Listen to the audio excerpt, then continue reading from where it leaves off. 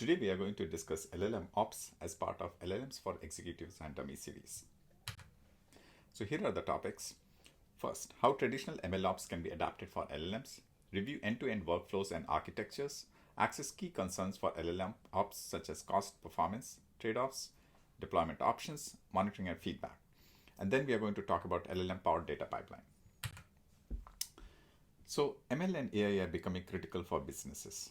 So the goal for ML ops are maintain stable performance, meet KPIs, update model and systems as needed, reduce risk of system failures, maintain long-term efficiency, and as part of that, we want to automate manual work as needed, reduce iterations cycles for dev to prod, and reduce risk of non-compliance with requirements and regulations. ML ops is a combination of DevOps, data ops, and model ops. It can be defined as a set of processes and automation for managing ML code, data, and models to improve performance and long-term efficiency. So here is a snapshot of traditional ML ops development environment. As you can see, there's an exploratory data analysis phase, and then there's a model training phase. Now a model may be a model or a pipeline. It may also call other services like vector databases. Model training may be replaced by one or more steps of model fine-tuning, pipeline tuning, and prompt engineering. Then we have human or user feedback, which is an important data source from dev to prod. And then traditional monitoring may be augmented by a constant feedback from humans. Automated testing of quality may be much more difficult. We should augment it with human evaluation. Then we have different production tooling like big models, vector databases, etc. If model training or tuning are needed, managing cost and performance can be challenging. Larger cost, latency, and performance trade-offs for model serving, especially with third-party LLMs, are important. Now, as we adopt ML ops for LLMs, some things change, but even more remains similar.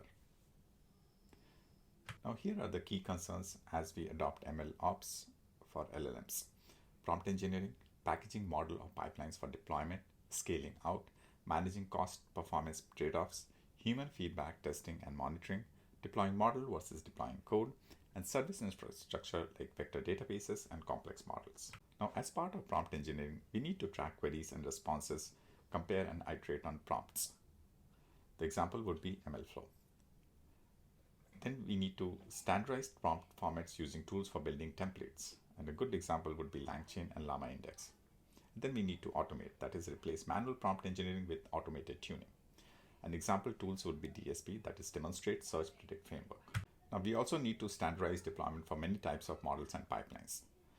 We can have model APIs, we can have fine-tuned models, we can have Hugging Face pipeline where there is a tokenizer that is encoding, then there's a LLM and it outputs a decoded tokenizer, then we have LangChain. In this chain, we can have a vector DB lookup, prompt template, and Hugging Face pipeline. Now we need to distribute computation for larger data and models. We can have distributed TensorFlow, distributed PyTorch, DeepSpeed, or optionally run on Apache Spark, Ray, etc. Now, when we talk about serving and inference, we can have real-time scale-out endpoints, streaming and batch, scale-out pipelines like Spark plus Delta Lake. So here are some of the metrics to optimize: cost for queries and training, time for development, ROI on the LLM-powered product, accuracy metrics for model, and query latency. And here are some tips. Go simple to complex. Take existing models, do some prompt engineering, fine-tuning, and then scope out costs. Reduce costs by tweaking models, queries, and configurations. Get human feedback, and don't over-optimize. Human feedback is critical, so plan for it. Build human feedback into your application from the beginning. Operationally, human feedback should be treated like any other data.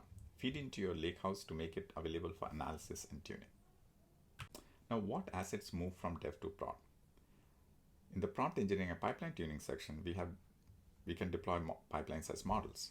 And in fine-tuning or training models, we deploy code or models. It depends on the problem size actually. If there's a novel model, then the cost could be in upwards of 1 million plus. And if we need to fine-tune model, that will be in the order of hundreds of dollars. And if you're considering both, then we should consider service architecture. Now, if we talk about service architecture, we have vector databases and complex models behind APIs. Now, Models can have complex behavior and can be stochastic. So how can you make these APIs stable and compatible? One of the good approaches could be, version your pipeline. And you could expect the same behavior if you have the same query and same model version, and then same query or updated model version. Now here's the overall summary. LLMOps processes and automation help to ensure stable performance and long-term efficiency. LLMs put new requirements on MLOps platforms, but many parts of the ops remain the same as with traditional ML. Tackle challenges in each step of the LLM ops process as needed.